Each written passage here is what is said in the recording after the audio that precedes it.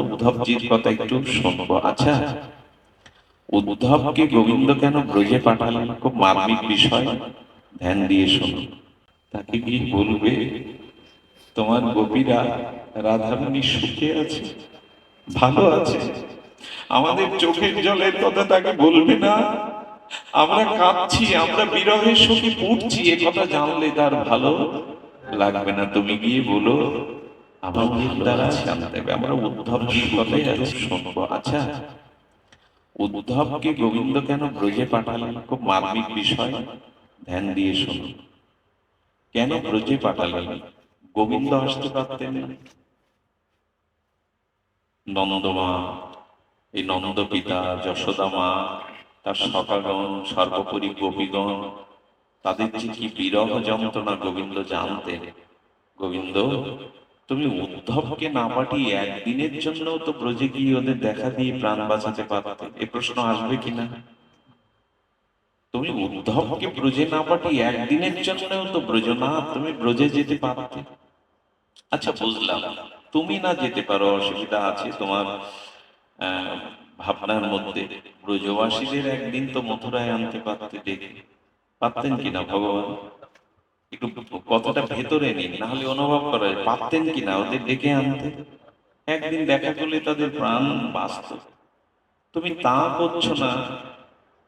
তুমি ব্রজবাসীদের কাছে যাচ্ছ না, ব্রজবাসীদের একদিন মথুরায় ডেকে আনছো না। আচ্ছা, ব্রজে যে তোমাকে এত করে প্রাণ, দেহ, মন, সংসার ধর্ম, দেহ ধর্ম, কুল ধর্ম সর্বস্ব দিল, তুমি এমনি করে তাদের ব্যথা দিয়ে, যন্ত্রণা দিয়ে কেন মথুরায় এলে, সেটাও তোমার কারণ কি? আর এসব না করে তুমি উদ্ধবকে কেন ব্রজে পাঠাচ্ছ সান্ত্বনার জন্য? তুমি কেন তাদের ডেকে আনোনি? তুমি কেন তাদের কাছে যাওনি? উদ্ধবকে কেন পাঠাচ্ছ? এই প্রশ্নের মীমাংসা আগে হওয়া দরকার। দেখুন, ভগবান তিনি বলেছেন যে যেমন ভাবে আমাকে ভজনা করে, আমি সেই ভক্তের ভজন তেমনি করে তারও সেই ভজনের অনুরূপ ভজন তাকে করি। আচ্ছা, আমরা যদি ব্রজে কৃষ্ণকে আটকে রাখি, ভালো হয় না? আর কোথাও যাবেন না কৃষ্ণ? না, এটা ভালো হয় না। আমার কথা শুনছেন কি মন দিয়ে? সবাই বলে ব্রজ ছেড়ে কেন গোবিন্দ চলে গেল। গোবিন্দ উত্তর দিচ্ছেন, ভাগবত উত্তর দিচ্ছেন। সুখদেব গোস্বামী বলছেন, দেখো, গোবিন্দকে ব্রজে রাখলেই ভালো হতো তোমরা বলছো, কিন্তু না, চিন্তা করতে পারো দেবকী, বসুদেব কতটা ভগবানকে চোখের জলে ডেকেছে কারাগারে। তারাও তো গোবিন্দের ভক্ত, তারাও তো ভগবানকে চেয়েছে। এখানে কি ভগবানের কর্তব্য না দেবকী বসুদেবের কাছে ফিরে যাওয়া, তাদের তাদের সেই ভজন, তাদের সেই চোখের জলের মূল্যায়ন করা? এখানে ব্রজে গোবিন্দকে আটকে রাখুন সারা জীবন, বিচারটা ঠিক হবে কি, ন্যায় হবে কি? মথুরায় কি গোবিন্দের ভক্ত নাই? এই জন্য গোবিন্দ বললেন, দেখো, যে আমাকে যেভাবে ভজনা করে তার ভজন আমি তদরূপ ভাবে তাকে ভজনা করি। যেতে হয়েছিল তাকে। এই জন্য যেখানে যেখানে ভগবানের ভক্তরা ভগবানকে ডাকছে, একদিন ভগবান নিজস্ব ব্রজেই তো গোবিন্দ সুখী ছিলেন, মথুরাতে তিনি সুখ তেমন পাননি, কিন্তু ভক্তের জন্য তাকে যেতে হয়েছে। ব্রজ ছেড়ে ভগবান এসেছেন শুধু ভক্তের কষ্ট লাঘব দূর করবার জন্য। দেবকী মা কত কষ্ট পেয়েছে, হ্যাঁ, এবং বসুদেব কতটা কষ্ট পেয়েছে। মথুরার ভক্তরা গোবিন্দকে চেয়েছে, কবে গোবিন্দ মথুরায় আসবে, আমাদের নয়ন মন জুড়াবে, তারাও চেয়েছে। এই জন্য গোবিন্দ ব্রজ ছেড়ে যাওয়ার এই কারণটা আপনারা মেনে নেবেন কিনা? তার তো আরো ভক্ত আছে, সেই ভক্তের ভালোবাসা, ভজন অনুরাগের মহিমায় তাদেরও কেউ মূল্যায়ন করতে হবে। গোবিন্দ এই জন্য এসেছে। আর কেন জানেন? আচ্ছা, গোবিন্দ কেন ব্রজে গেল না? বলে, জানো, আমি যাদের ভালোবাসি তারা কষ্ট পাক, দুঃখ পাক, এটা আমি কোনোদিন, কথাটুকু মার্মিক কথা, একটু ধ্যান দিয়ে শোনো। গোবিন্দ কেন ব্রজে একদিনের জন্য আসলেন না? গোবিন্দ বললেন, আমি যাদের ভালোবাসি তাদের কোনো কষ্ট দুঃখ আমি মেনে নিতে পারি না। জানো, আমি যদি ব্রজে যেতাম তাহলে জরাসন্ধ শিশুপাল, জরাসন্ধ কতবার আক্রমণ করেছিল মথুরা? 18 বার। আজকে যদি আমি বৃন্দাবনে গেছি এই সংবাদ জানতো, তাহলে বৃন্দাবনে আক্রমণ করতো বারবার জরাসন্ধ শিশুপাল, তাতে আমার ব্রজবাসীদের কষ্ট হতো। আমি তাদের কষ্ট দিয়ে আমি নিজে কষ্ট পেলেও আমি দূর থেকে চেয়েছি আমার ব্রজবাসীরা ভালো থাকে, আমার ব্রজবাসীরা যেন কষ্ট না পায়। এই জন্য মাঝে মাঝে দেখবেন ভগবান আপনার থেকে একটু দূরে সরে গিয়ে আপনাকে কষ্টে রাখে, কেন জানেন? সেটাও আপনার মঙ্গলের জন্য, কল্যাণের জন্য, আমরা বুঝতে পারি না তাই। আরো একটা জিনিস কি জানেন? ব্রজবাসীরা গোবিন্দের শোকে যেভাবে বিহ্বল ছিল, সেই শোকেতে গোবিন্দ যদি এক মুহূর্তের জন্য, একদিনের জন্য গিয়ে আবার চলে আসতো, তাদের শোক কমতো না, আরো বেড়ে যেত, তারা আরো বিরহ সাগরে ভাসতো। এই চিন্তাগুলি শ্রী গোবিন্দ করেছিল। এই চিন্তাগুলি গোবিন্দ করেছিল। আচ্ছা, তৃতীয় প্রশ্নের উত্তর হলো, মথুরাবাসীর কাছে বৃন্দাবনবাসীদের একবার ডেকে আনাতে পারতো না গোবিন্দ? তোমরা আমাকে দেখে যাও, আমাকে দেখলে তোমাদের শোক দূর হবে। পারতেন কিনা? আনেননি কেন? আনেননি কেন জানেন? একটা রসের একটা রসের সেখানে রসাভাস দোষ এসে যাবে। কারণ ব্রজের কানায় রাখাল আর মথুরার কৃষ্ণ, বাসুদেব ভগবান রাজা, ওখানে বাঁশি হাতে আর এখানে মুকুট মাথায়। ওখানে সবাই তাকে সখা মনে করে, এটো খায়, কাঁধে চড়ে, কিন্তু এখানে সবাই কৃষ্ণকে রাজা মনে করে। এই দুই রসের বিঘ্ন হবে। এই জন্য যেখানে যে রূপ রস, সেই সঙ্গই করতে হয়। বিপরীত রস এলে সেখানে রসভঙ্গ হয়ে যায়। এর এর মানেও আছে, যবে কুরুক্ষেত্রে দ্বারকা এবং ব্রজমিলন হয়েছিল 100 বছর পরে, ওখানে নন্দ বাবা যশোদা গেছে, গিয়ে গোবিন্দকে দর্শন করবার জন্য মথুরাতে রাজা মহারাজারা হাজার হাজার মানুষ লাইন দিয়ে ফুল পুষ্প ধূপ দীপ দিয়ে গোবিন্দের পাদর্ঘ দিচ্ছেন, আরতি করছেন, কীর্তন করছেন, আর প্রণামের জন্য লাইন লেগেছে। নন্দ বাবা আর যশোমতী মা গিয়ে বলছেন, আমাদের কানাই কোথায় বলতে পারো ভিড়ের মধ্যে? এই বুড়ো বুড়ি, কানাই মানে কৃষ্ণ মানে বলো, দ্বারকাধীশ ভগবান বাসুদেব কৃষ্ণ। ওরা এই রস বুঝবে তো, যে নন্দ বাবা তাকে কানাই, কানা বলে ডাকে, নন্দলালা বলে ডাকে, এটা তারা বুঝবে না। বলে, এই বুড়ো বুড়ি, কোথা থেকে এসেছো ভিখারি? কৃষ্ণকে কৃষ্ণ বলে কেন ডাকছো? তাকে বাসুদেব ভগবান, দ্বারকাধীশ, মথুরাধীশ বলে ডাকে। ওরা ওই নামেই জানে। শ্রেষ্ঠ জনের নাম নন্দ বাবা তখন হাসছে, তোমাদের কাছে আমার ছোট কানাই, তোমাদের কাছে রাজাধিরাজ হতে পারে, আমার কাছে যে কানাই। তোমরা তার চরণ পূজা করবার জন্য লাইন দিয়েছো, কিন্তু জানো কানাই আমার জুতো মাথায় করে বয়ে দিত, আমার জুতো মাথায় করে বয়ে দিত। এই যে দুটি রস, এর মিলবে কি? মথুরার রস ব্রজের সাথে মিলবে? মিলবে না। এখানে ভগবানকে তোমরা আরতি, পুষ্পারতি করছো, আর ওখানে যশোদা তাকে বেঁধে রেখেছে দড়ি দিয়ে, মিলবে এটা? এই জন্য গোবিন্দ মথুরাতে ওদের আনেন নিয়ে একটা রসের বিপর্যয় ঘটবে। এখানে ভগবান সিদ্ধান্ত কোনো ভুল করেন না। কিন্তু উদ্ধবকে গচ্ছ উদ্ধব, উদ্ধব যাও। কেন জানেন? উদ্ধব বলেন ভগবানের অত্যন্ত প্রিয়। 5 বছর বয়স থেকেই, জ্ঞান হওয়ার পর থেকেই তিনি ভগবান কৃষ্ণকে অর্চন করেন, পূজা করেন। জ্ঞানী মধ্যে অগ্রগণ্য বৃহস্পতির শিষ্য উদ্ধব, সৌম্য, শান্ত, সমাহিত, পরম জ্ঞানী বৃহস্পতির শিষ্য, শ্রী গোবিন্দের একান্ত প্রিয়জন, তার অন্তরতম রাজ্যে সর্বদা বাস করেন। ভগবান তার সাথে স্নান করেন, ক্রিয়া করেন, তার সাথে মনের কথা বলেন। এই জন্য চিন্তা করেছেন যে আমি যেতে পারছি না ব্রজে, বা ব্রজকে আমি মথুরায় আনতে পারছি না, কিন্তু যদি সংবাদ দেওয়া যায়, যদি কাউকে প্রিয়জনের কাছে পাঠানো যায়। যেমন দেখবেন পুরানো দিনে মানুষের খুব সান্ত্বনার একটা স্থান ছিল চিঠি। অপেক্ষা করত কবে প্রিয়জনের চিঠি, সন্তানের চিঠি আসবে। প্রিয়জনকে না পায় তার একটা চিঠিও কিন্তু আমাদের বড় সান্ত্বনার জায়গা ছিল। এই সব কিছু যন্ত্র হয়ে এখন আমরা জানতে, চিঠির একটা আলাদা অনুভূতি ছিল। ছেলের লেখা মায়ের কাছে চিঠি, প্রিয়ার লেখা প্রিয়ার কাছে প্রিয়ের কাছে চিঠি, এগুলোর একটা আলাদা অনুভব ছিল। ওটা পেলে কতবার মা বুকে জড়িয়ে ধরতো, খোকার হাতের লেখা গুছিয়ে রাখতো। ঠিক তেমনি গোবিন্দ বলছেন, আমি যেতে পারছি না, ব্রজবাসীদেরও আসতে পারছি না, কিন্তু উদ্ধব আমার প্রিয়, যদি তাকে দিয়ে সংবাদ পাঠায় তাহলে ব্রজবাসীদের চিত্ত কিছুটা শোক দূরে যাবে। উদ্ধবকে গোবিন্দ যমুনাতে স্নান করিয়ে এসে আর গোবিন্দের সমস্ত অঙ্গ আভরণ প্রসাদী বস্ত্র ছাড়া, উদ্ধব কখনো গোবিন্দের প্রসাদ ছাড়া পেতেন না, গোবিন্দের প্রসাদী বস্ত্র ছাড়া পড়তেন না, প্রসাদী মালা চন্দন ছাড়া গ্রহণ করতেন না।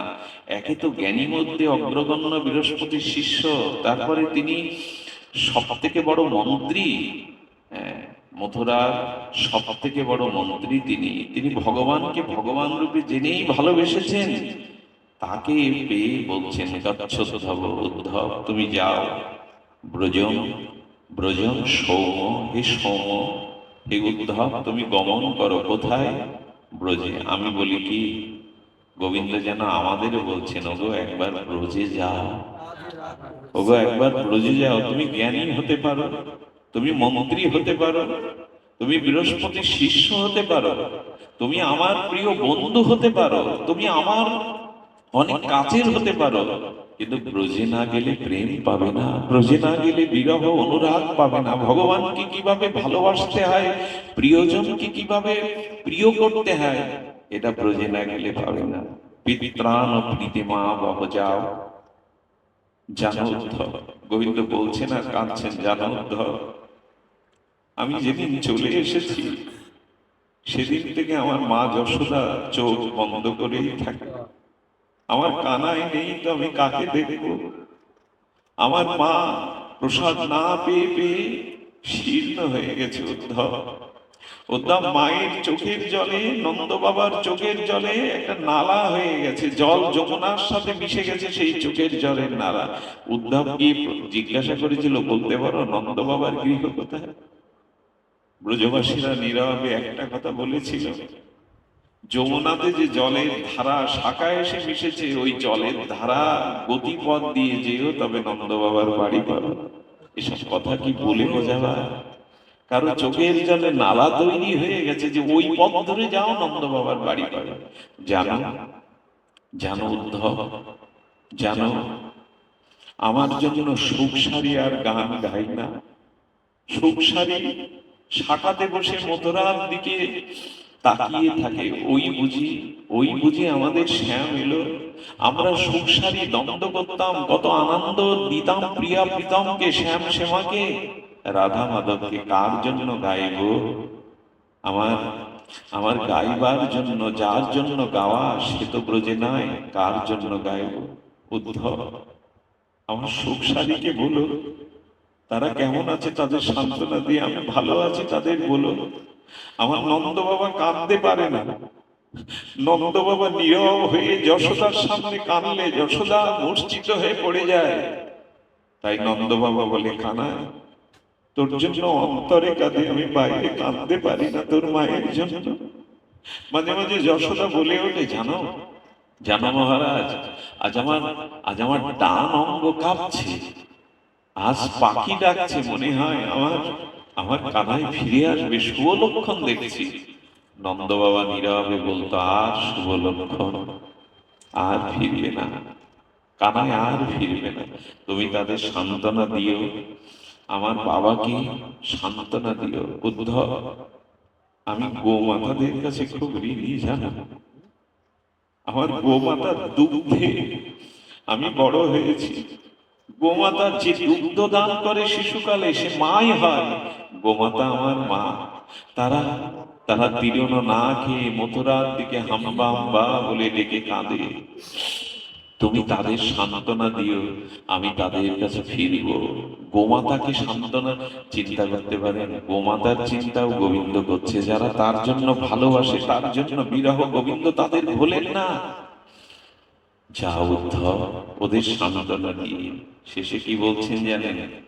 গোপীনাং মদীয় গাধি। হ্যাঁ, গোপীদের কথা বলছেন, গোপীদের কথা বলছেন।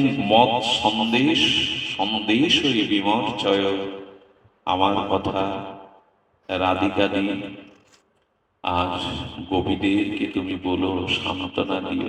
আচ্ছা, এখানে লক্ষ্য করেছেন পিতা মাতা গাভী সুখ সারি গোপীদের কথা বলছেন, সখাদের কথা কেন বলেনি কৃষ্ণ? এই শ্লোকে সখাদের সান্ত্বনা দেওয়ার কথা শ্রীরাম সুদামকে বলেন। ধ্যান দিন, অনেকের ঘুম আসছে, জেগে থাকুন। এই কথা বড় হৃদয় স্পর্শ করা অনুভূতির কথা। ব্রজযাত্রা আমাদের চাই, শুধু উদ্ধবের না, আমাদেরও ব্রজের পথ জানতে হবে, ব্রজের পথ দেখতে হবে, ব্রজের পথে উঠতে হবে, নাহলে আমরাও পাবো না, কখনো প্রেম পাবো না। প্রেম ব্রজে, অন্য কোথাও নাই। এই জন্য উদ্ধবের যাওয়াটা শুধু যাওয়া নয়, উদ্ধব আমাদেরও জানিয়ে গেল জ্ঞানী হতে পারো, বৃহস্পতির শিষ্য হতে পারে, কৃষ্ণের বান্ধব হতে পারো, কিন্তু ব্রজে না গেলে প্রেম হবে না, ব্রজে না গেলে রাধারানীর কৃপা পাবে না। এই সংবাদটি দিচ্ছেন। সখাদের কথা কেন বলেননি জানেন? শুনুন তাহলে।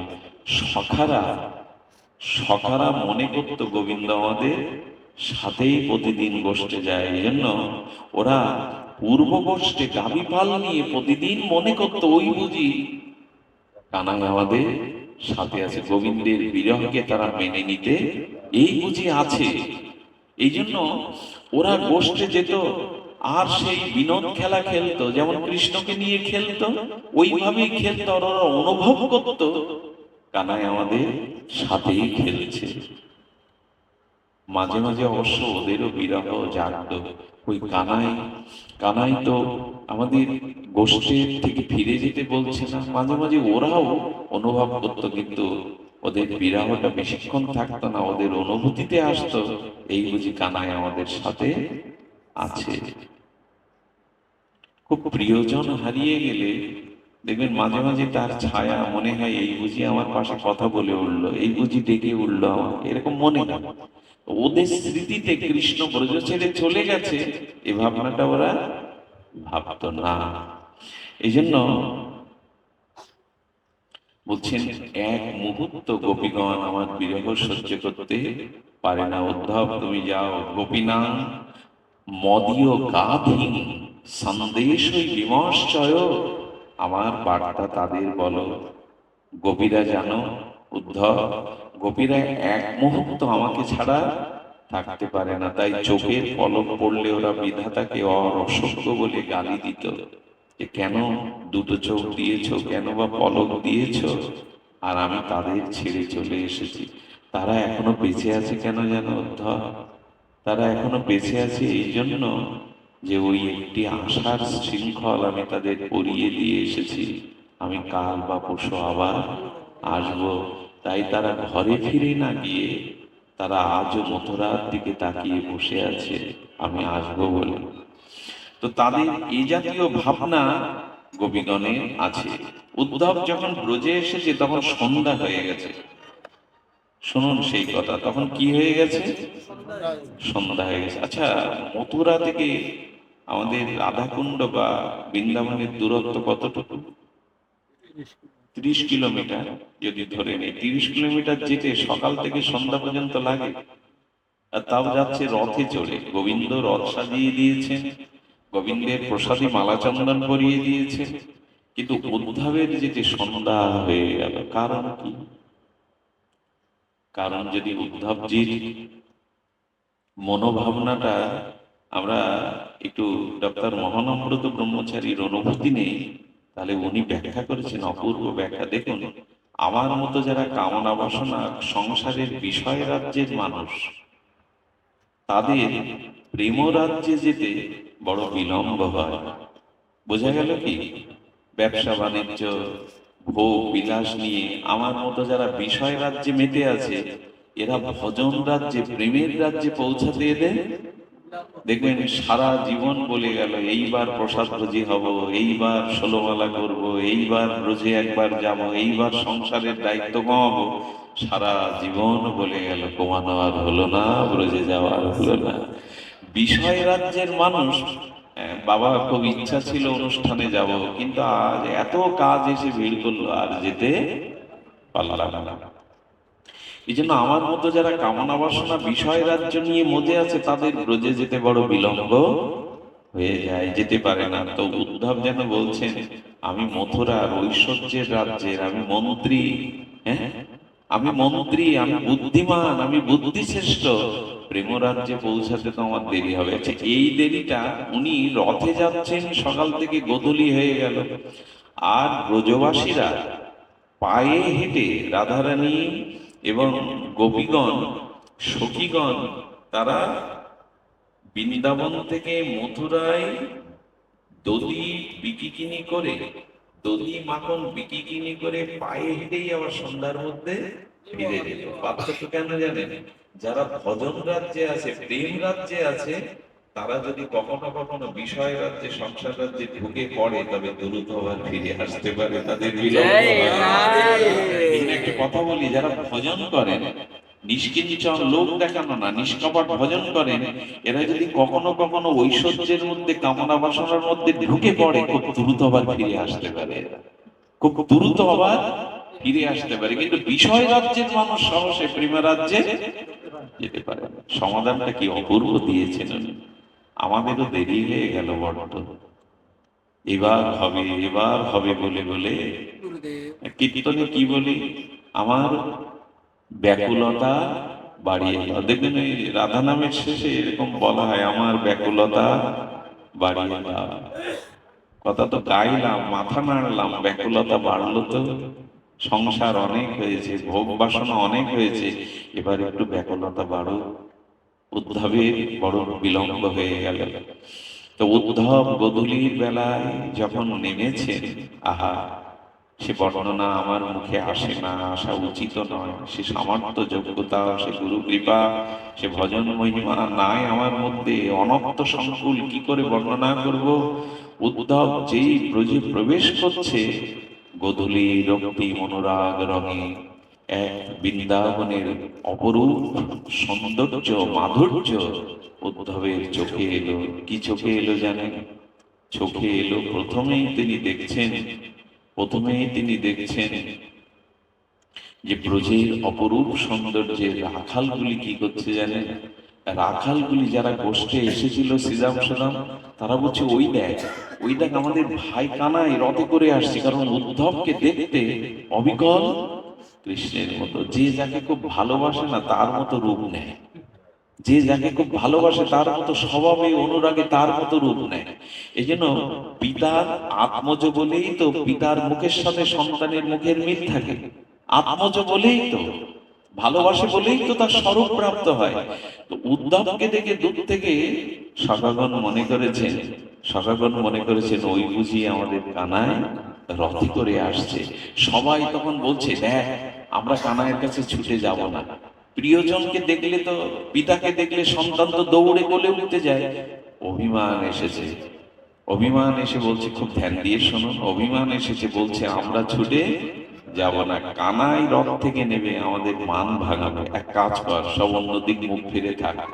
কানাই এসে আমাদের পায়ে ধরবে, আমাদের হাতে ধরবে, কতদিন তোদের দেখিনি বলে বুকে জড়িয়ে নেবে, তারপরে কথা বলবো। মধুমঙ্গল অভিমান করে সবাই মুখ ফিরিয়ে রয়েছে। উদ্ধব বলছেন, সকলের কথা অনেক শুনেছি, এরা কি তাই?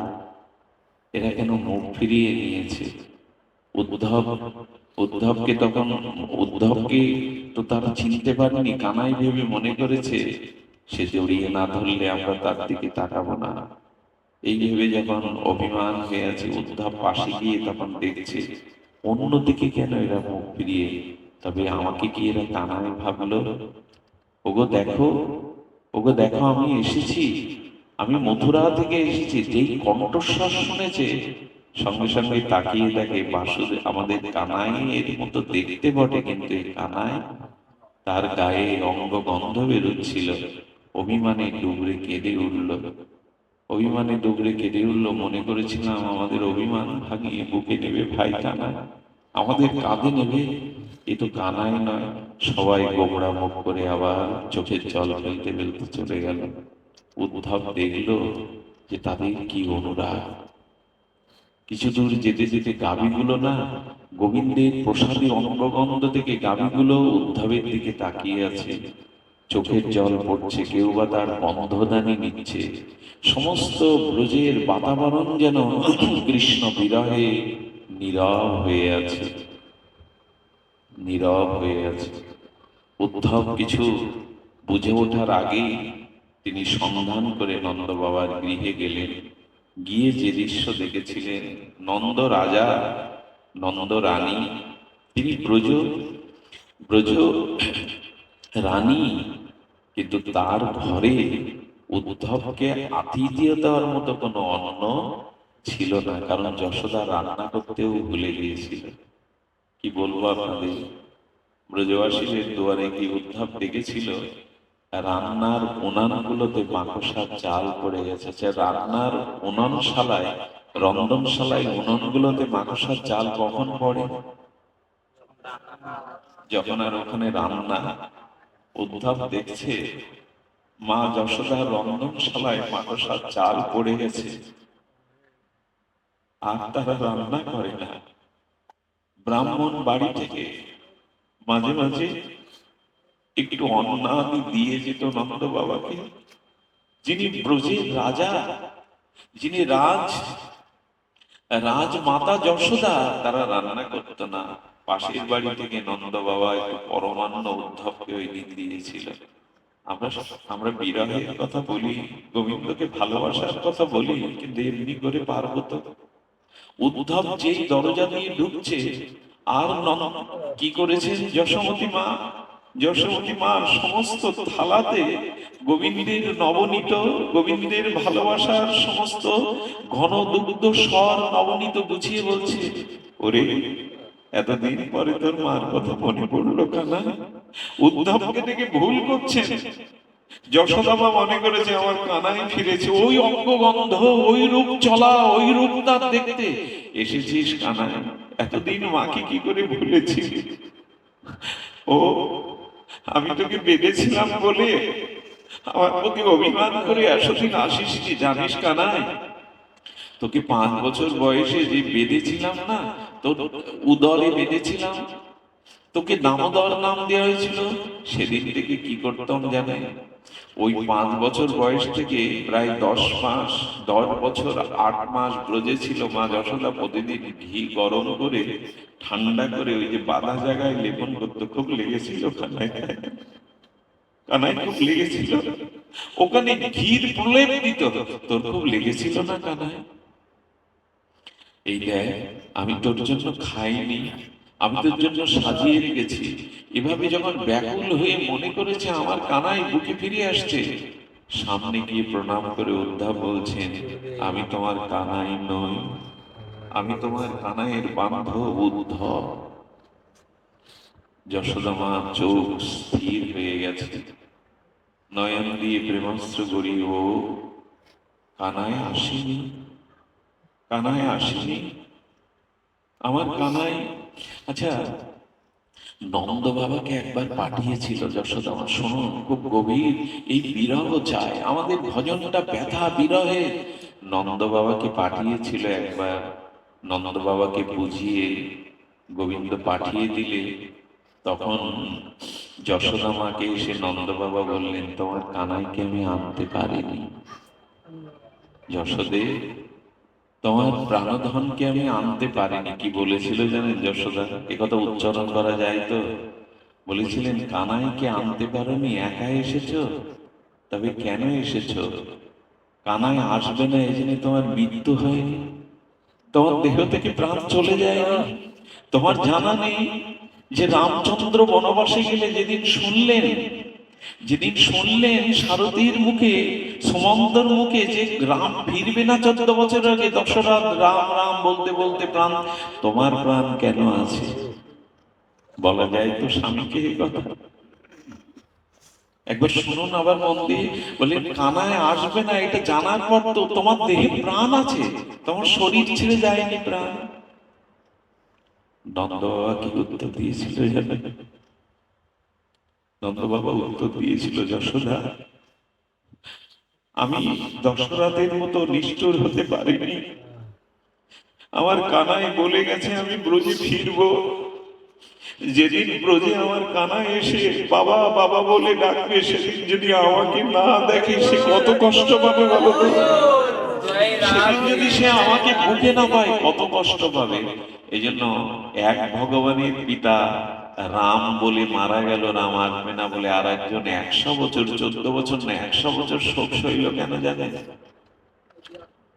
নন্দ বাবা চিন্তা করেছিল আমার গোপাল এসে যদি আমাকে ডেকে না পায়, সেদিন ছেলেটার কত কষ্ট হবে, বাবাকে পেলাম না, কত কষ্ট হবে। এই ভাবনা ভাবতো আমি শোক নিয়ে, পাথর বুকে নিয়ে বেঁচে থাকবো, কারণ আমার আমার কানাইয়া এসে ফিরে বাবা বলে ডাকলে, সেদিন আমি পাশে না থাকলে সে তার বড় কষ্ট হবে, কষ্ট হবে। হ্যাঁ, সেখানে পরমানন্দ পেয়ে নন্দ বাবার সাথে এই শোক দেখে উদ্ধব তখন বলছেন, বাবা আপনি পরম জ্ঞানী, আপনি জানেন যে আপনার কানাইয়া শুধু আপনার পুত্র নয়, সে অখণ্ড পরতত্ত্ব ভগবান। আর ভগবান সবার হৃদয়ে আছে, সে কোথাও যায় না। সর্বং খলিদং ব্রহ্ম, সবখানেই ভগবান বিরাজিত। আপনার হৃদয়ে তো তিনি পরমাত্মা রূপে আছেন, আপনি কেন তার জন্য শোক করছেন? নন্দ বাবার চোখে জল, এত কাঁদছেন কেন? কানাই তো কানাই তো সর্বসত্মা, সর্ব পরমাত্মা স্বরূপে সবখানে আছেন। উদ্ধব মনে করেছে যদি একটু জ্ঞান দিয়ে চোখের জলটা মোছানো যায়। আমাদের দশা কেমন জানে? পাড়া প্রতিবেশী কেউ মারা গেলে আমরা গিয়ে সান্ত্বনা দিই, কেঁদো না, কাঁদতে নেই। এমনি নিয়ম জগতে, সবাই একদিন চলে যায়। আমি যাকে সান্ত্বনা দিলাম, এবার কি হয় জানেন? আমার যেদিন প্রিয়জন হারায়, সেদিন ওরা এসে আবার আমাকে ওই সান্ত্বনা দেয়। সান্ত্বনা আমরা একে অপরকে দেই বটে, তবে উদ্ধব যখন নন্দ বাবাকে জ্ঞানের দ্বারা সান্ত্বনা দিতে যাচ্ছেন, তখন নন্দ বাবা ভোরবেলায় বলছে, উদ্ধব তুমি শিশু। আমি মনে করেছিলাম আমার কানাইয়ের পাশে থেকে তোমার বুদ্ধি শুদ্ধি হয়েছে, কিন্তু তুমি শিশু উদ্ধব। কেন জানো? কেন জানো উদ্ধব? তোমাকে শিশু বলছি, তুমি তত্ত্ব জানো না, মর্ম জানো না। উদ্ধব তুমি সান্ত্বনা দিতে এসছো না আমাদের শোক আরো বাড়াতে এসছো? আচ্ছা, এই প্রেরণা যদি, এই কথা যদি বলা হয় উদ্ধবের সামনে যে তুমি সান্ত্বনা দিতে এসছো না আমাদের শোক আরো বাড়িয়ে দিতে এসছো? উদ্ধব শুনুন, এদিকে ধ্যান দিন। উদ্ধব তুমি বলছো আমার কৃষ্ণ ভগবান সর্বাত্মা, সর্বভূতে তিনি বিরাজিত, পরমাত্মা রূপে হৃদয়ে আছে। উদ্ধব আমার ছেলেটাকে আমি চিনলাম না, তুমি দূর থেকে একদিন এসে চিনলে যে আমার কৃষ্ণ ভগবান, আমার কানাই ভগবান। আচ্ছা উদ্ধব, ভগবান কখনো চুরি করে? ভগবান কখনো জুতো বয়?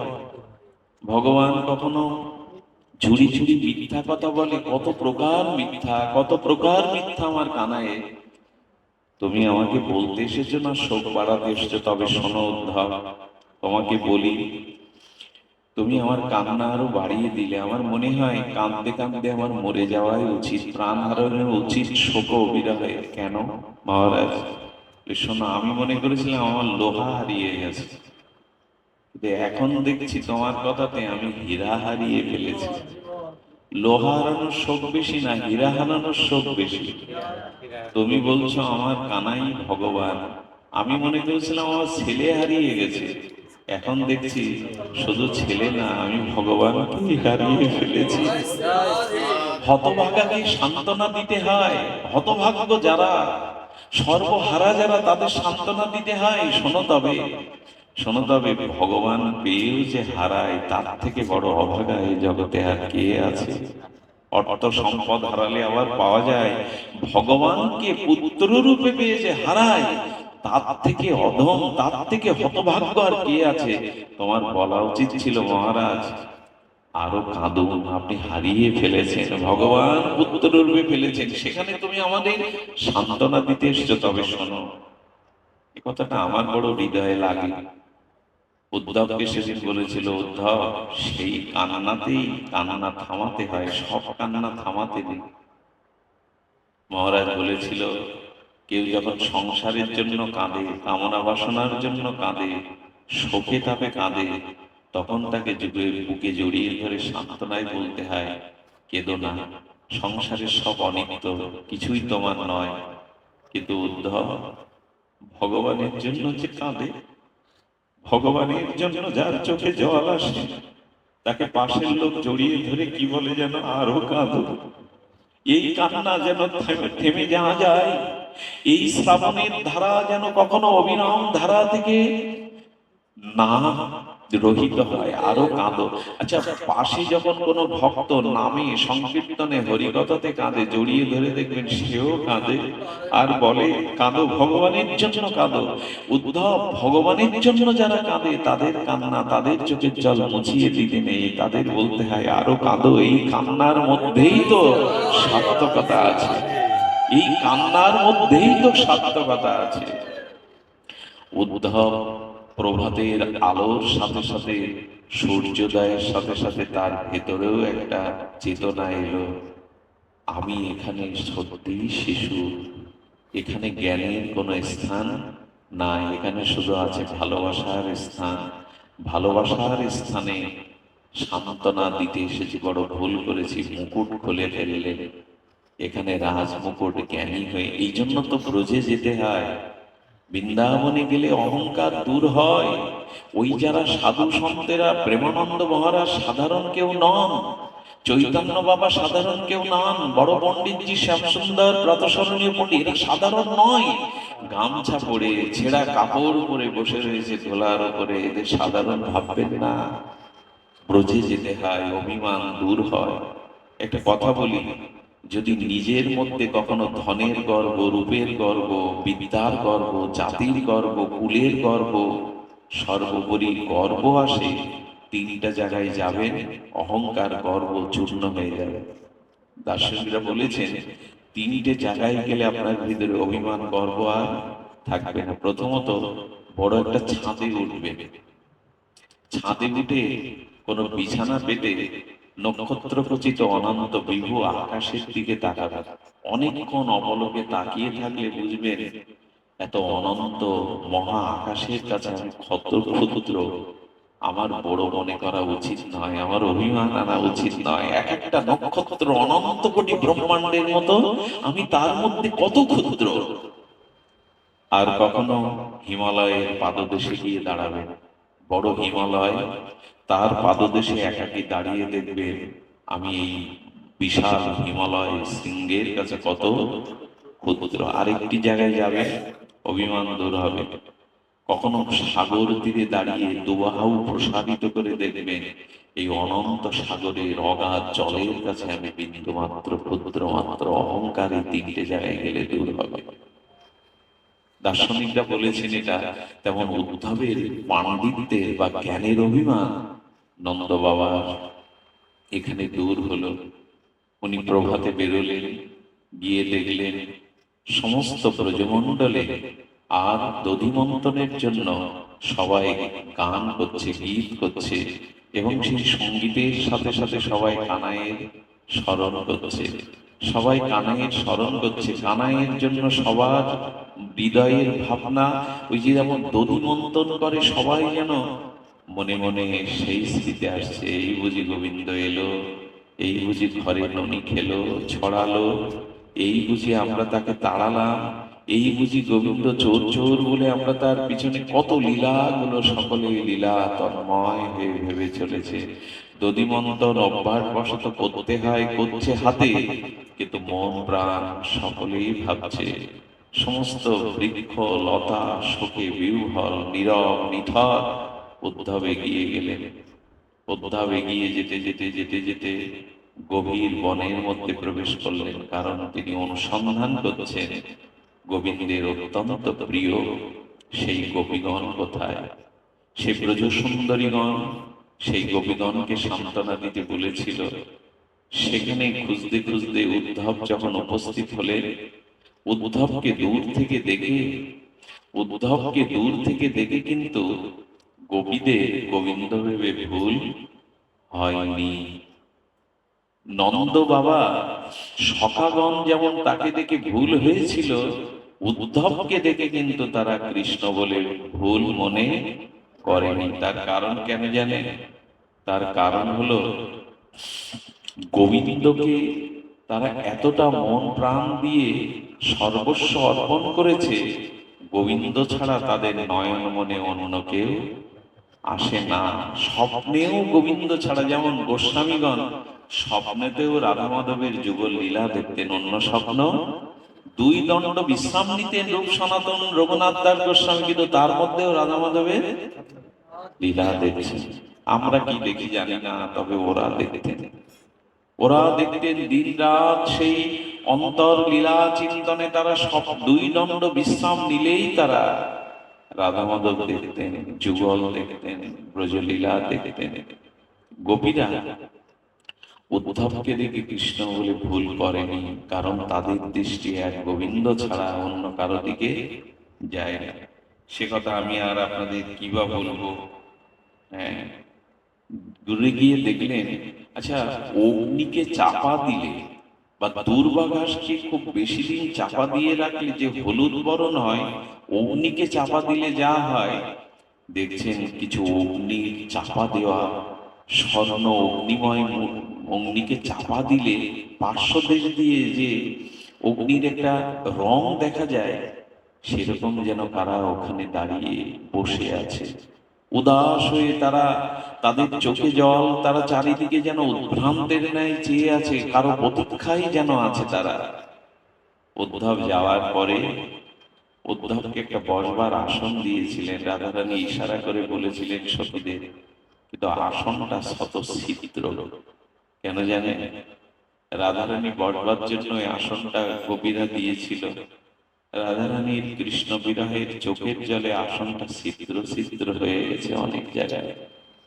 ওই অনুরাগীর চোখের জল ভরা আসনটা উদ্ধব দেখেই প্রথমে, উদ্ধব দেখেই বসবে কি, আসনটাকে প্রণাম করে আসনের পাশে বসেছে ধুলার উপরে।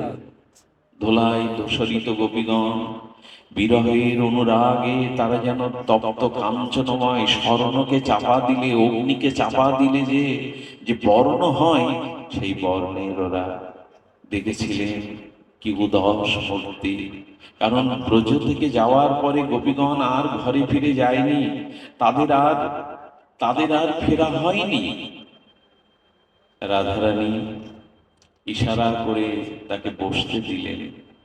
এই যে বসতে দিলেন, দেখেই রাধারানী সম্ভাবনা করছেন, প্রণাম নিন। উদ্ধব প্রণাম করছে গোপীদের থেকে। এই প্রথম উদ্ধবের মাথা খুব নত হচ্ছে। গোপীদের দেখে যখন মাথা নত হচ্ছে, উদ্ধব তখন তাদের প্রণাম চরণ বন্দনা করে, আপনারা জানেন, আমার মুখে বহুবার হয়তো শুনেছেন, দেখছেন গোপীদের সমস্ত। আচ্ছা, প্রথম দর্শনেই তারা বলছেন, ও তুমি এসেছো, তুমি তার নিকটজন না, তুমি তার নিজজন, তুমি তার প্রাণের কেউ।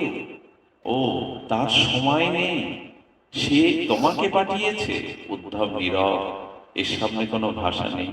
বলেন, বুঝেছি বুঝেছি, তুমি তার প্রাণের বান্ধব তো, তবে বুঝেছি, জানো, দোষ দোষ তার নয়, আমাদের। রাধারানী বলে চলেছেন, দেখো, যদি কেউ কমের থেকে বেশি পায়, তখন সে কমকে ভুলে যায়। অল্প গুণ থেকে যদি কেউ বেশি গুণের কাউকে পায়, তখন অল্প গুণকে সে ভুলে যায়। প্রাইমারির পাঠ শেষ হলে যখন সে মাধ্যমিকে যায়, তখন প্রাইমারিকে সে ভুলে যায়।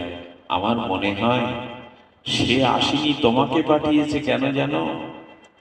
আমাদের মনে হয় আমরা তো গোয়ালিনী, আমরা সুশিক্ষিত নয়, আমরা সেবা পরিপাটি। রাধারানী বলছেন, গোপীরা বলছেন, আমরা জানি না। আমার মনে হয় মথুরায় যে রাজ মহিষী বৃন্দাকে তিনি পেয়েছেন, রুক্মিণী সত্যভামা, তারা আমাদের থেকে শিক্ষিতা, সুচারু রূপিণী, পরম সুন্দরী। তাই তাই লোহার যদি তামার আংটি কারোর হাতে রূপর আংটি পায়, তখন সে তামা ফেলে দিয়ে রূপোর আংটি পরিধান করে। যদি রূপোর আংটির বদলে কেউ স্বর্ণ আংটি পায়, তখন সে রূপা ফেলে দিয়ে সোনার আংটি ধারণ করে। কেউ যদি মুক্তার আংটি পায়, তখন সোনা ফেলে দিয়ে সে মুক্তার আংটি ধারণ করে। আমার মনে হয় মথুরার রাজমহিষীবৃন্দ তার কাছে মুক্তার মতো, আমরা বুঝি তামা লোহার মতো, এই জন্য সে আসেনি, আমাদের ভুলে রয়েছে। উদ্ধব তখন তাকিয়ে তাকিয়ে দুটি কর্ণ উৎকর্ণ হয়ে শুনছেন তাদের কথা। আচ্ছা উদ্ধব, তোমার নাম একবার আমরা শুনেছি এখানে বসে, তুমি নাকি তার খুব প্রিয় বান্ধব। আচ্ছা বলতে পারো মথুরায় চাঁদ ওঠে আকাশে? একথা কেউ জিজ্ঞাসা করতে পারে? রাধারানী বলছেন, উদ্ধব বলো না, মথুরায় রাত আসে, চাঁদের উদয় হয়। প্রিয়াজি, আপনি একথা কেন বলছেন? পৃথিবীর সবখানেই রাত হয়, সবখানেই চাঁদ ওঠে, এক পক্ষকাল ব্যাপী শুক্লপক্ষে চাঁদ ওঠে।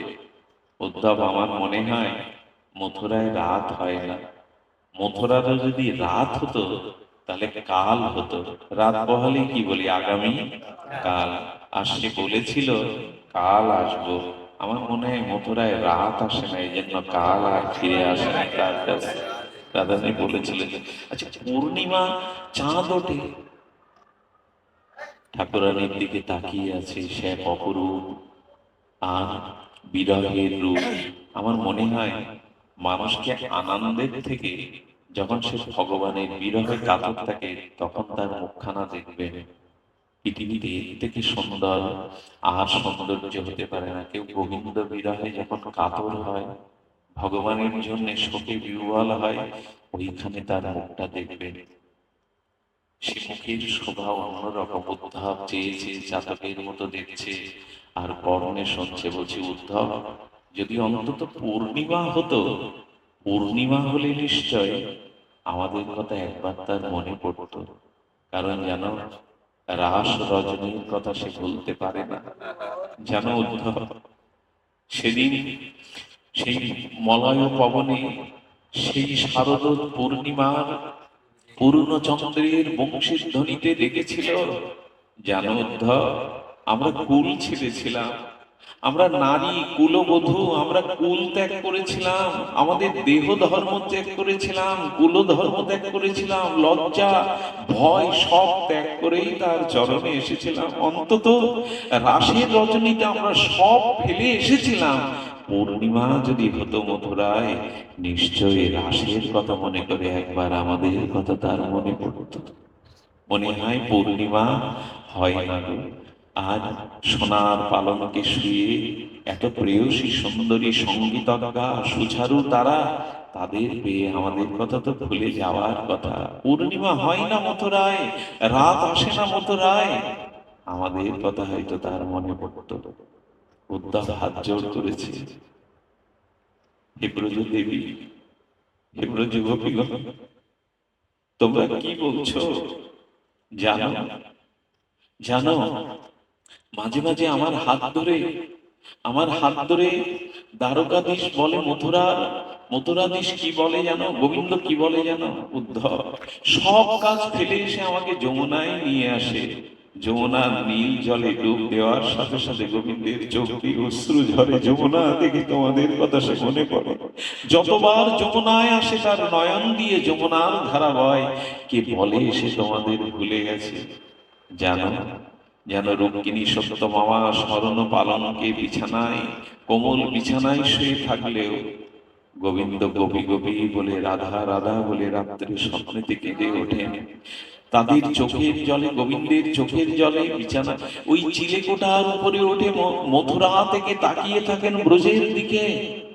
গোবিন্দ উদাস হয়ে যান। তোমাদের ব্রজনা, তোমাদের ভুলিনি, তোমাদের কথা বড় ভাবেন তিনি, আমি তার সাক্ষী।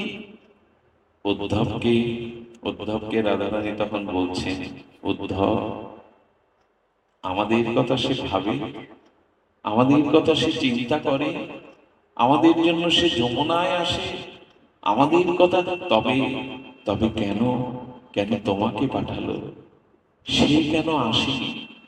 একটি দিনের জন্য সে আশার শৃঙ্খলে আবদ্ধ করেছে, একবারের জন্য তো সে আসতে পারত। শুধু ভক্তগণ, আমার মনে হয় এই বিরহটা আমাদের ভিতরে জাগবে না।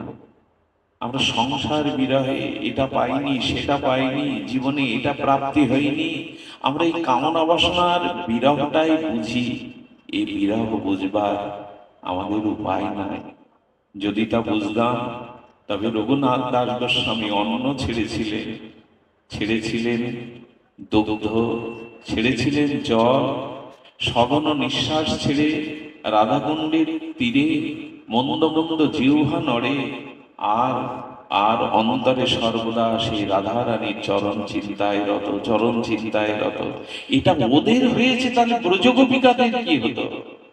যদি গোস্বামীদের এই হয়, অন্ন ছেড়েছিলেন, জল ছেড়েছিলেন, ফল ছেড়েছিলেন, 100-200 গ্রাম মাঠা খেয়ে আর ওই কঠোর বিরহ শোকতাপে রাধাকুণ্ডের তীরে মন্দ মন্দ জিহ্বা নড়ে মাঝে মাঝে মূর্ছিত হয়েছে রঘুনাথ গোস্বামী। এই যদি গোস্বামীদের হয়, একবার কল্পনা করুন গোপীদের চিত্তে কি জাতীয় বিরহ বেদনা জাগত। এমনি করতে করতে রাধারানী দেখছেন, রাধারানী দেখছেন পায়ের কাছে একটা ভ্রমর এসে বসেছে, কালো ভ্রমর। ভ্রমরটাকে যেন, এখানে ভ্রমরটাকে উদ্ধব মনে করে ভ্রমর গীতিতে রাধারানী বলে চলেছেন, বসবি না, আমার চরণ ছবি না। উদ্ধব যেন চাইছে এই চরণ গোবিন্দের উপাস্য, গোবিন্দ এই চরণের জন্য প্রার্থনা করেন, চরণটা মস্তকে নেওয়ার জন্য সে ভূষণ মনে করেন। সেই চরণ যদি ছোঁয়া যেত, ভ্রমরকে উদ্ধবের স্বরূপ মনে করে বলছে ছবি না, তুই কপটি, তোর বন্ধুও কপটি, তুইও কপটি, তোর চরণ ছোঁয়ার কোনো অধিকার। উদ্ধব নীরবে পাথর প্রতিমা হয়ে পাষাণ হয়ে দেখছে যে ভ্রমরের সাথে কথা বলছে রাধারানী, সবিনী তুই আমার চরণ স্পর্শ করবি না, তোর কোনো অধিকার নেই, তুই কপট। ভ্রমর যেন বলছেন, আমাকে কেন কপট বলছো? কেন কপটি বন্ধুর কপট আমাকে বলছো? বললো, তোর সাথে আমার প্রাণবন্ধুর 3 জায়গায় মিল আছে। গাত্রে মিল আছে, বর্ণে মিল আছে, স্বভাবে মিল আছে। বললেন কি মিল আছে? বললো, আমার তোর কপটি বন্ধু উদ্ধব বসে বসে শুনছেন, ভ্রমণকে দিয়ে যেন উদ্ধবকে শোনাচ্ছেন। উদ্ধব তো বান্ধব গোবিন্দের, বলছেন তোর কপটি বন্ধুর গায়ের রং কালো। আর এই কালো যারা হয় না, তারা খুব নিষ্ঠুর হয়। কালো যারা হয় একে বেজেস, তারা খুব নিষ্ঠুর হয়। ওই যে ত্রেতা যুগে এক কালো ছিল, রামচন্দ্রের কথা বলছেন, স্ত্রীকে বনবাসে দিয়ে দিল। কতটা পাষাণ হৃদয় হলে সীতামাকে বনবাসে দেয়? বলে চলেছেন, কালো বলেই তো পেছন থেকে বালিকে মারলো। একটা জন্তু জানোয়ারকেও মানুষ সামনে মারে, আর কালো বলেই সে পেছন থেকে নির্দয় হয়ে মারলো। কতটা কঠোর হৃদয় হলে তোর কপটি বন্ধু কালো যারা, তাদের হৃদয় যেন। আপনাদের কিন্তু বলছেন না, রাধারানী এটা স্তুতি করছেন, নিন্দা করছেন না, প্রশংসা করছেন। আর বলছেন কত ছল জানে এই কালো যারা। ছোট ছোট পা দেখালো, বললো 3 পা জাগা দাও, আর যখন বের করলো তখন জগৎ জুড়ে নিল। কত বড় কপট, সর্বস্ব নিয়ে নিল বলে এই কালো যারা, তারা বড় নির্দয় নিষ্ঠুর। রাধারানী একবার ললিতাকে বলেছিল, আমি কালো দেখবো না। ললিতা বলেছিল, বুঝাবি কি করে রাধে, কালোই তো সব, তোর নয়নের মণি তো নয়নেই তো, হ্যাঁ কাজল কালো নয়নের মণি। বললো, আমি কানা হয়ে যাবো রে। হ্যাঁ, তাহলে কানার মধ্যেও তো ওই কানায় কানায় ওই শব্দ আসবে, কানায়। বলে আমি নয়ন অন্ধ করে দেবো। বলে এই যে তমাল বৃক্ষগুলো দেখে তুই জড়িয়ে ধরিস কৃষ্ণ ভেবে, তার গায়ের রঙের সাথে তমাল। আমি এবার বেনাপোল পাট বাড়িতে যখন পাঠ করে ফিরি, তমালকে দেখে আমার এরকম অবাক লেগেছিল, পুরোটা যেন গোবিন্দের অঙ্গ আবরণ। খুব প্রাচীন দিনের তমাল বৃক্ষ ওখানে আছে দেখবেন। আরেকটি আছে আমাদের প্রেমতলী ঠাকুর নরোত্তমের, ওইটা দেখলে দেখবেন যেন গোবিন্দের অঙ্গের আভরণ পড়েছে। এই জন্য তমাল। তমালকে কি করবি, তমাল তো কালো। বললো, আমি রাজকন্যা বিষমনন্দিনী, আমি সোনা দিয়ে তমাল বৃক্ষের কালোকে ঢেকে দিয়ে স্বর্ণালী রং করে দেবে। রাধে, তোর কেশ যে কালো, তোর চুল যে কালো, কি করবি? বললো, ওটাও সিদ্ধান্ত নিয়েছি, আমি মাথা মুন্ডন করে যোগিনী সাজবো। আমার আমার কালো আর আমি দেখব না। এমনি করে কত কথাই বলেন রাধারানী, শোকে বিরহে বিরহিনী ভাবে বলছেন। তখন বলছেন এই কালোরা বড় নিষ্ঠুর, আর জানিস তাদের হৃদয় বড় নিষ্ঠুর। ও এক নিষ্ঠুর, আমাদের মন প্রাণ সব নিয়ে, সব কেড়ে নিয়ে আমাদের পথের ধুলাতে বসিয়ে চলে গেছে। উনি বলছেন গায়ের রঙের সাথে মিল, স্বভাবে মিল কেমন? বলে জানিস, তুই যেমন গুনগুন করতে করতে রাগ রাগিনী আলাপ করলে, ভ্রমর গুঞ্জন করলে ভালো লাগে কিনা সকলে, তার হাতেও ছিল তোর মতো রাগ রাগিনী বংশীর ধ্বনি। ওতেই আমরা সব ঘর ছেড়েছিলাম, সব মন প্রাণ তাকে দিয়েছিলাম। জানিস ভ্রমর কি করে? ওই রাগ রাগিনী আলাপ করতে করতে মোহিত করে ফুলের বক্ষে এসে বসে।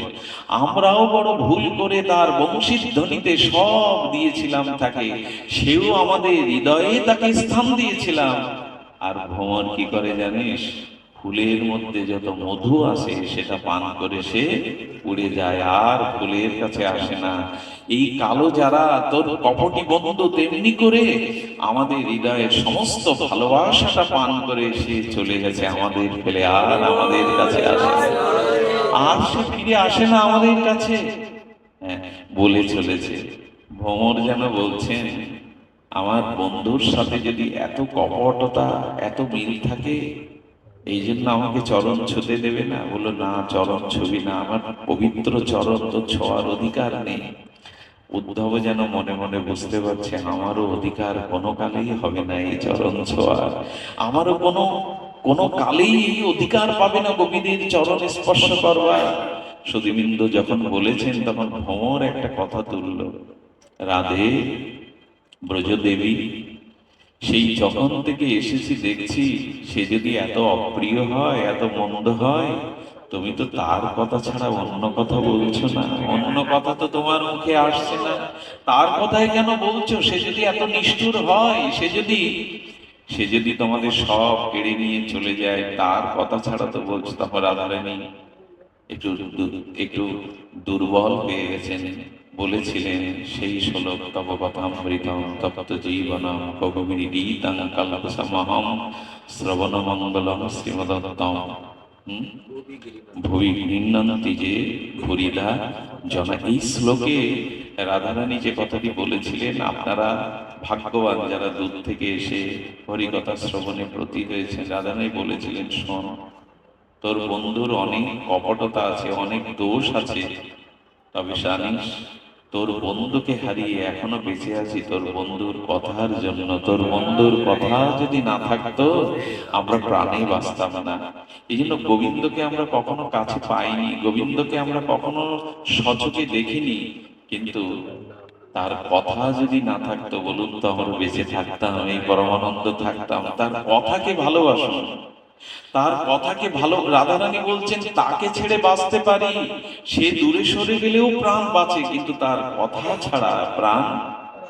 রাধারানী জানিয়ে গেলেন জীবনে এইটাই ব্রত করুন, হরি কথাকে ব্রত করুন। করেছেন আমাদের এই মকসিদপুরের ভক্তরা, দূরের ভক্তরা। বলতে পারেন এরকম একটা হাউস প্রোগ্রামে, এটা ঘরের মধ্যে অনুষ্ঠানে তারা এত দূর থেকে অর্থবিত্ত সময় ব্যয় করে চলে আসতে পারে।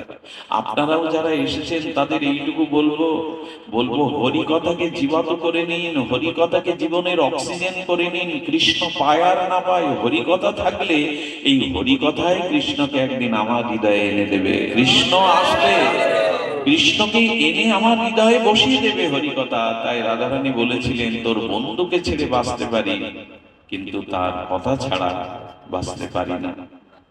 একদিন উদ্ধব দূরে দাঁড়িয়ে দেখছেন, এটা বলে আমি পাঠ রাখবো, বিশ্রাম রাখবো। উদ্ধব দূরে দাঁড়িয়ে দেখছেন রাধারানী প্রজল্প জল্প ভাবে উন্মাদিনী হয়ে কি করছেন জানেন? বাসর সজ্জিতা করছেন। আহা, একথা আমার মুখে মানায় না। রাধারানী নিজেকে সাজিয়েছেন অবমণ্ডিতা হয়ে, সুন্দর করে শৃঙ্গার করে সাজিয়ে সখীদের বলছেন বাসর সাজা, বাসর সাজা, ললিতা বিশাখা কুঞ্জ সাজা, সমস্ত সুগন্ধময় ফুল দিয়ে না বাসর সাজিয়ে দিল। রাধারানী ঘোমটা পরে নববধূ হয়ে বাসর সজ্জিকা হয়ে পথের দিকে তাকিয়ে আছে। ওই বুঝি প্রাণবধূ এলো। উদ্ধব দূরে দাঁড়িয়ে দেখছেন জল্প জল্প এই ভাবের দ্বারা বাসর সজ্জিকা হয়ে রাধারানী বধূ বেশে আছে। ওই বুঝি প্রাণবধূ এলো। অনেকক্ষণ পর কি করলো জানেন? পথের দিকে তাকিয়ে যখন দেখছে প্রাণবধূ এলো না, সমস্ত আবরণ ছিঁড়ে ফেললো, কুঞ্জ ছিঁড়ে ফেললো, ধুলায় লুটাচ্ছে। বধূ এলো না, বধূ এলো না। উদ্ধব দাঁড়িয়ে দাঁড়িয়ে দেখছে। হঠাৎ করে উদ্ধব কি করেছে জানেন? এক এক এক প্রজাপতিকে দেখে জড়িয়ে ধরতে যাচ্ছে। ওগো, ওগো গিয়ে বলো না, ওগো গিয়ে বলো না তার প্রাণবধূ তার বিরহ শোকে মরছে পুড়ে। একবার যেন ব্রজে এসে দেখা যায়। তমালকে কৃষ্ণ ভেবে জড়িয়ে ধরে মূর্ছিত হয়ে পড়ে যাচ্ছেন রাধারানী। কখনো কখনো বায়সকে কাককে ডেকে বলছেন, ওরে ভাই জানা একবার উড়ে গিয়ে বল রাধারানীর কৃষ্ণ বিরহে তার দেহঘরে আগুন লেগেছে, শিকলটা যেন খুলে দিয়ে যায়। কোন গোয়ালে আগুন লাগলে গরুগুলো বাঁচতে পারে যদি বাইরের শিকল খোলা থাকে। তাকে গিয়ে বল রাধারানীর কৃষ্ণ বিরহে, রাধারানীর এই কাষ্ঠময় দেহে বিরহের আগুনে দাও দাও করে জ্বলছে। রাধারানীর প্রাণরূপ পশুটা পুড়ে মরছে, কারণ আশার শিকল দিয়ে বেঁধে রেখে গেছে। এইভাবে কাকে উদ্ধব সমস্ত অঙ্গের আবরণ খুলে দিয়ে ধুলায় লুটিয়ে বলছে, এই প্রেম, এরা এত করে ভালোবেসেছে তাকে। আমি মনে করতাম আমি কৃষ্ণকে ভালোবাসি, আমি কৃষ্ণের সব থেকে নিকটজন, আমি তার প্রিয় বান্ধব। এই ভালোবাসার কিঞ্চিত করুণা আমি কোটি জন্ম পাওয়ার যোগ্য নই। ধিক ধিক আমি উদ্ধব। এই জন্য ব্রজে গেলে না, ব্রজে গেলে এই অনুভূতি হয়, এই অনুভূতি হয় আমি গোবিন্দকে ভালোবাসতে পারিনি, আমি সর্বস্ব তাকে দিতে পারিনি। রাধারানী এভাবে বিহুভালা হয়ে, গোপীগণ এভাবে উন্মাদিনী হয়ে কখনো কখনো এরকম বিরহ ব্যাকুল দেখে গোবিন্দের লীলা অনুকরণ করছেন। কখনো কখনো 2-10টা দিন থাকতে এসে উদ্ধব 10টা মাস থেকে গেল। যাবার দিনের ঘটনা বলি, আমি এখানে রাখব। উদ্ধবের চুল আলু থালা, উদ্ধবের চোখে তখন শ্রাবণের ধারা। উদ্ধব বিদায় নিতে এসছে। বিদায় নিতে এসে উদ্ধব চোখের জলে একটা নিবেদন করে গেছিল যাওয়ার সময়, ঠাকুরানী, ঠাকুরানী কোন সন্দেশ কি তোমার প্রাণবধূকে দেব, প্রাণনাথকে দেব? রাধারানী যখন বলেছিল, উদ্ধব তোমাকে পাঠিয়েছে বটে ব্রজনাথ, তবে তুমি সান্ত্বনা দিতে শেখো না, তুমি সান্ত্বনা দিতে জানো না। তুমি এসে বলছো আমাদের প্রাণনাথ মথুরায় আমাদের জন্য স্বপ্নের মধ্যে রাধা রাধা বলে কেঁদে ওঠে। কখনো যমুনায় স্নান করতে এসে তার চোখে যমুনার ধারা বহমান হয়।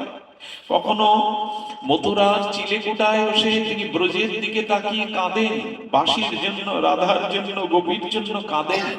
এই কথা বলে সান্ত্বনা। আচ্ছা, প্রিয়জনকে যদি কোনো সান্ত্বনা দেন কি বলতে হয়?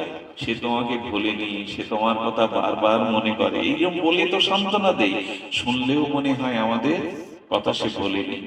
রাধারানী বললেন, জানো উদ্ধব, তুমি সান্ত্বনার ভাষা জানো না। তুমি যদি এসে বলতে আমাদের প্রাণনাথ সুখে আছেন, আমাদের ভুলে সে আনন্দে আছেন ব্রজে, তবেই আমাদের আনন্দ লাগতো। কারণ গোবিন্দের সুখেই যে আমাদের সুখ। গোবিন্দ আমাদের জন্য কাঁদেন, বিরহ করেন, এটা আমাদের ভালো লাগার সংবাদ নয়।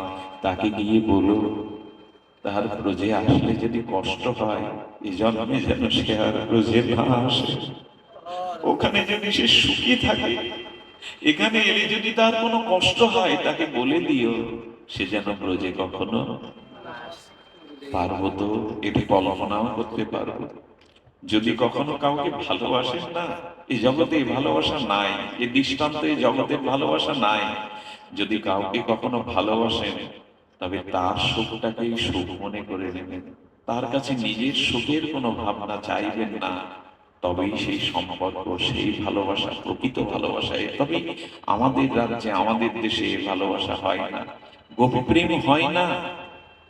রাধারানী তখন বলে চলেছেন, উদ্ধব তাকে বলে দিও তার এখানে আসতে যদি কষ্ট হয়, তার অসুবিধা থাকে, সে যেন আসে। আর আমি এও জানি তুমি আমাদের কথা তাকে গিয়ে ঠিক ঠিক বুঝিয়ে বলতে পারবে না, তবে জেনে যাও তাকে গিয়ে কি বলবে। তাকে গিয়ে বলবে তোমার গোপীরা রাধারানী সুখে আছে, ভালো আছে। আমাদের চোখের জলের কথা তাকে বলবে না।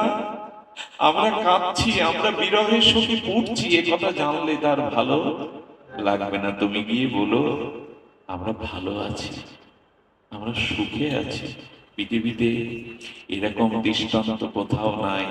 অন্য কোনো গ্রন্থে, অন্য কোনো মীমাংসা এই কথা কখনো পাওয়া যায় না যে তার সুখের জন্য বলছে তাকে আসতে নিষেধ করে দিও যদি তার কষ্ট হয়, যদি তার অসুবিধা হয়। আর গিয়ে বলো আমরা সুখে আছি, আমরা ভালো আছি। আমাদের চোখের জলের কথা তাকে বলো না। ঝরঝর করে কাঁদতে কাঁদতে উদ্ধব ব্রজধূলিতে প্রণাম করে বলেছিলেন, হে ব্রজঙ্গনাগণ, হে ব্রজের স্তুতিগণ, তোমাদের চরণে একটা প্রার্থনা। উদ্ধব জন্ম যেন আমি না পাই, আগামী কোন জন্মে আমি ব্রজে যেন ঔষধি গুগ্ন লতা হয়ে জন্মাতে পারি। আমি আমি শ্রীকৃষ্ণের বান্ধব বটে, আমি বৃহস্পতির শিষ্য বটে, কিন্তু ভগবানকে ভালোবেসে এভাবে চোখের জল ফেলে সর্বসুখ ত্যাগ করে তার জন্য এত হাহাকার আমার নাই। উদ্ধব উদাস হয়ে আলো থালো বেশে পাগল পাড়া হয়ে বারবার বারবার প্রার্থনা করেছেন, ব্রজ স্ত্রী না ঔষধই গুগ্ন লতা হয়ে। আচ্ছা উদ্ধব, লতা হয়ে ব্রজের গভীরে কেন তুমি জন্ম চাইছো? বলে জানো, কৃষ্ণ বিরহের অনুরাগিনী রাগিনীগণ যেদিন অনুরাগে গোবিন্দের জন্য তারা গভীর জঙ্গলে ছুটে যাবে, যেতে যেতে তাদের অনুরাগ রাগিনীর গোবিন্দের চরণের একটি ধূলিকণাও যদি উড়ে এসে আর সেই ঔষধি লতার উপরে পড়ে, উদ্ধব সেদিন ধন্য মনে করবে নিজেকে। ওদের একটা অনুরাগের কণা, একটা অনুরাগের চরণের কণা যদি আমাতে আসে, উদ্ধব এই প্রার্থনা করলো। আসুন আমরাও আমাদের প্রাণনাথকে বলি, হে প্রাণনাথ, একবার ব্রজে নিও, একবার গোপীদের সেই বিরহের অনুভূতি হৃদয়ে জানাতে দিও। আমরাও তোমার জন্য এমনি করে যেন চোখের জল ফেলে, আমরাও যেন কোনো জন্মে এমনি করে ব্রজবাস করে আর তোমাকে পাওয়ার জন্য, তোমাকে ভজনের ছলে এমনি করে তোমায় ডাকতে পারি, এমনি করে তোমায় চোখের জলে দুটো চরণ চাইতে পারি। আসো, এটাই হোক আমাদের প্রার্থনা। উদ্ধবের মতো ব্রজধূলি যেন মানতে পারি, উদ্ধবের মতো যেন রাজবেশ পরিত্যাগ করে কাঙাল হতে পারি, উদ্ধবের মতো যেন ব্রজধূলিকে সম্বল করে বলতে পারি, হে ধূলি আমাদের অনুরাগ দাও। আমাদের গোপী আনুগত্যে যেন গোবিন্দের জন্য সমস্ত উজাড় করে দিতে পারি। হ্যাঁ, কবে হাম হেরিব সেই যুগল প্রীতি, কবে বুঝবো সেই যুগল প্রীতি, কবে বুঝবো সেই গোপী প্রেম, কবে বুঝবো সেই উদ্ধবের অনুভূতি। উদ্ধব চোখের জলে আর তার রথে ওঠা হয়নি। তিনি রাধে রাধে রাধে বলতে বলতে, এই মন্ত্রই সার করতে করতে আর উতলা পাগলের ন্যায় পাগল পারা হয়ে কখনো গড়ায়, কখনো হাসে, কখনো কাঁদে। উদ্ধব কখনো রোদন করে, কখনো হাসে। এমনি করে পাগল হয়ে ফিরেছিলেন মথুরায়। আর উদ্ধবের সেই রাজবেশ ছিল না। আমরাও যেন ব্রজ কথা শুনে, গোপী কথা শুনে এমনি করে কাঙাল হতে পারি, বিরহে কাতর হতে পারি। এই প্রার্থনা জানিয়ে বলবো, এখন যে পরিবেশ এখানে সৃষ্টি হয়েছে, বড় ভাগ্যবান যিনি অনুষ্ঠানটি দিয়েছেন। এমন গোপী কথা এখানে, যেখানে ব্রজকথা সপ্রকাশ হন, সেখানে অবশ্যই ব্রজের অনুভূতি আসে। ব্রজকথা শুনলে ব্রজনাথ রাধিকা সহ গোপী সহ সেখানে উপস্থিত হয়ে তার কথা শুনে প্রসন্ন হন। আসুন, যিনি এই অনুষ্ঠানের আয়োজন করেছেন, এই পরিবেশের মধ্যে তার কৃষ্ণ ভক্তি হোক, রাধারানীর কৃপা দৃষ্টিপাত।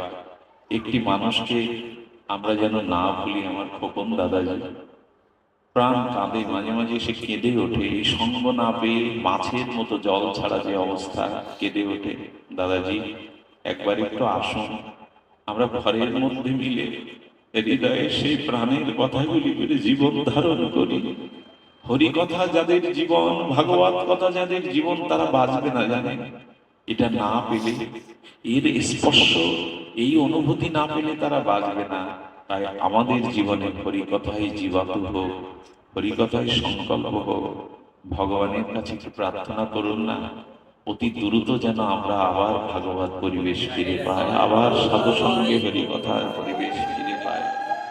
জয় শ্রী গুরু প্রেমানন্দে গৌর হরি হরি বল। জয় রাধে, জয় শ্রী রাধে।